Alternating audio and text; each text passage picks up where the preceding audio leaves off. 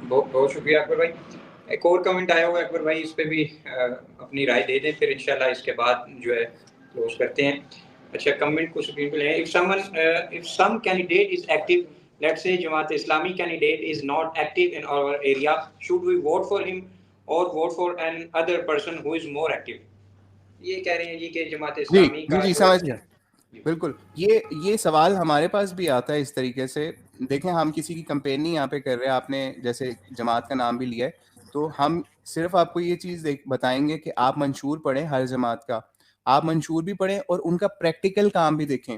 अगर उस ओवरऑल पूरी जमात का काम प्रैक्टिकली ये है कि वो हर महाज के ऊपर खड़ी है, आपके मुल्क में कोई तबाही बर्बादी आ जाए वो वहाँ खड़ी है, पाकिस्तान से बाहर तुर्की के अंदर, शाम के अंदर, उसके अलावा गजा के अंदर कहीं पे भी कोई तबाही बर्बादी आ जाए वो मुसलमानों के लिए खड़ी है, आप उसको चंदा देने के लिए उसके साथ खड़े हैं, आप उसके लिए एक दफ़ा इवन हमारे पाकिस्तान के एक जज ने भी एक दफ़ा ये बात कह दी थी कि अगर हम देखें तो सिर्फ फलां बंदा जो है ना, फलां जमात का सिर्फ वही सादिक अमीन या फिर उस स्टैंडर्ड के ऊपर उतरता है कि वो जनाब उसके ऊपर कोई करप्शन के चार्जेस ही नहीं है। तो वो आप ऐसी जमात को देखें, ऐसे लोगों को देखें, उनके साथ अगर कोई ऐसा बंदा है जो आपके साथ नहीं है, एक्टिव नहीं है, और एक्टिविज्म का मतलब हमारे यहाँ पता है क्या लिया जाता है कि जनाब वो काम करवाएगा, हमारे मोहल्ले की सड़क पक्की या गली पक्की करा देगा, हमारे इलाके की जो है वो सड़क पक्की करा देगा। मैं अफसोस के साथ एक बात बताऊं, क्योंकि हमारा बैकग्राउंड जो है वो ज़रई इलाकों से है, तो वहाँ पे एक गांव है, मैं उसका नाम नहीं लूंगा क्योंकि वो फिर मुझे पकड़ लेंगे नहीं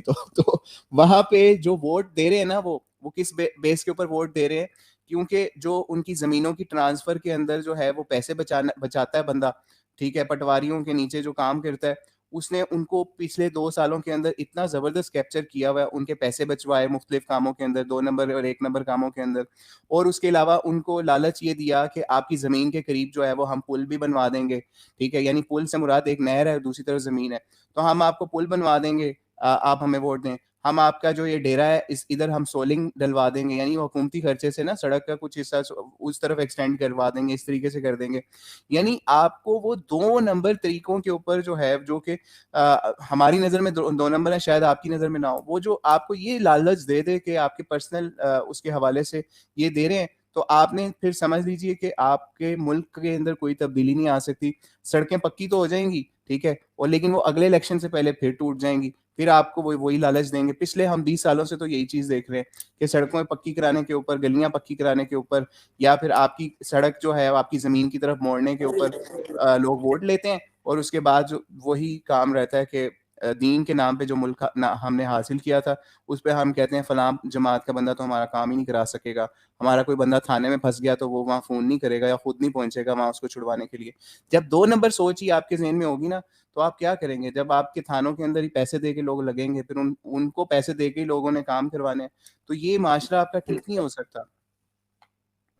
तो इसलिए जी, आप बहुत वोट शुक्रिया। वोट उस जमात के मैनिफेस्टो को और उसकी प्रैक्टिकल परफॉर्मेंस को देख के दें, और ये ना देखें कौन बंदा है उसका कितना एक्टिव है। बहुत शुक्रिया।